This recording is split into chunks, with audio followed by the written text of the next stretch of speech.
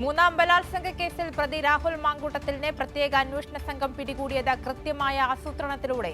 പാലക്കാടുള്ള ഹോട്ടലിൽ നിന്ന് അതീവ രഹസ്യമായി എത്തിയാണ് അന്വേഷണ സംഘം രാഹുലിനെ 15 മിനിറ്റിനുള്ളിൽ പിടികൂടിയത്.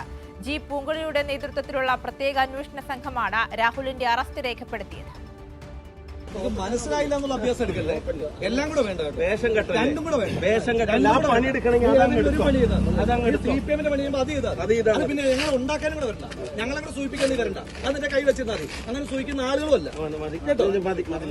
നിന്റെ സർവീസിനുള്ള പാരിതോഷികം തരാം, അത് തരാം കേട്ടോ. ഇതൊന്നും ഇതല്ലല്ലോ, നിന്റെ സർവീസിനുള്ള പാരിതോഷികം തരാം കേട്ടോ, ഓർത്ത് വെച്ചോ.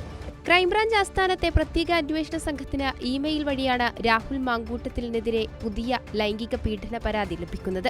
പരാതി സംസ്ഥാന പോലീസ് മേധാവി മുഖ്യമന്ത്രിയെ ധരിപ്പിച്ചു. മുഖ്യമന്ത്രി അടിയന്തര അന്വേഷണത്തിന് നിർദ്ദേശം നൽകി.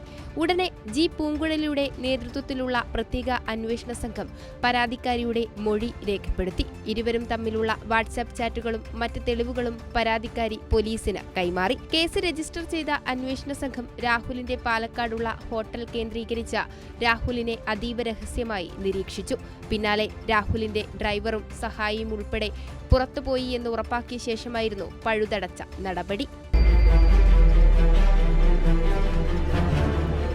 അർദ്ധരാത്രി ഷൊർണൂർ ഡിവൈഎസ്പിയുടെ നേതൃത്വത്തിലുള്ള സംഘം ഹോട്ടലിലെത്തി റിസപ്ഷനിലുള്ളവരുടെ ഫോൺ പിടിച്ചെടുത്തു.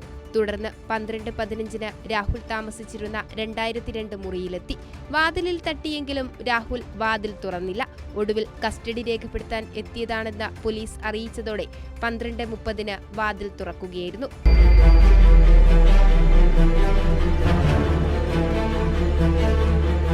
കസ്റ്റഡിയിലെടുക്കാനുള്ള ഒരുക്കങ്ങൾ കഴിഞ്ഞ ദിവസം വൈകിട്ട് തന്നെ പോലീസ് തുടങ്ങിയിരുന്നു. രാഹുൽ ജാമ്യം തേടാൻ സാധ്യതയുണ്ടെന്ന് കണക്കിലെടുത്താണ് പോലീസ് അതീവ രഹസ്യമായി രാഹുലിനെ പിടികൂടാനുള്ള നീക്കം നടത്തിയത്.